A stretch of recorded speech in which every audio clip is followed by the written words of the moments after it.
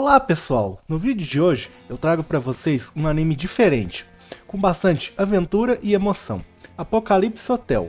A história começa na cidade de Ginza, mais precisamente no Hotel Gingarou, onde o lema é oferecer aos hóspedes um autêntico hoje e o melhor sorriso. O destaque é que toda a equipe do hotel é composta por robôs de alta tecnologia. Um vírus surgiu no México e se espalhou pelo mundo. Intensificado pela poluição do ar, a situação ficou tão crítica que os humanos passaram a viver em abrigos no mar e até no espaço. A Terra foi sendo abandonada e os humanos não conseguiam respirar sem equipamentos.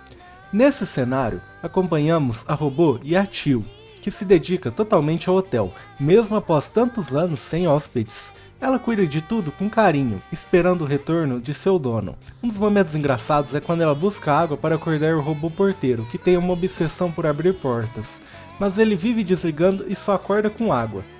O hotel tem vários robôs, carregador de malas, cozinheiro, jardineiro, matador de moscas, todos seguem sua rotina, sempre se preparando para a chegada de um possível hóspede. Um dia, Yatil finalmente recebe um hóspede diferente, um extraterrestre com um buraco na cabeça, e que usa um chapéu. Mesmo sem entender a sua língua, Yatil tenta fazer o melhor atendimento. Tem até uma cena engraçada em que o alien tenta colocar a chave do quarto na cabeça dela. Com o tempo, Yatil começa a aprender que algumas coisas que ela considerava essenciais, como uma touca de banho, podem não ser tão importantes assim. Mas a paz é abalada com a chegada de um robô preto, que lembra o Claptrap de Borderlands 2. Ele é um analista ambiental, enviado pela humanidade, para monitorar o planeta. Ao perceber mudanças climáticas desde a chegada do ET, ele tenta eliminá-lo, mas Yatil o impede, dizendo que ele é um hóspede. O analista então decide ficar no hotel, mas deixa claro que, se o ET sair, ele tentará eliminá-lo. Ele também revela que envia relatórios há décadas, mas a humanidade deixou de responder há muito tempo, e as chances de retorno são mínimas. Isso deixa Yatil abalada. Mais tarde, Yatil acredita que o ET está se afogando e pula na água para salvá-lo, mas ele nada normalmente. Nesse momento, ela se lembra do que o dono do hotel disse.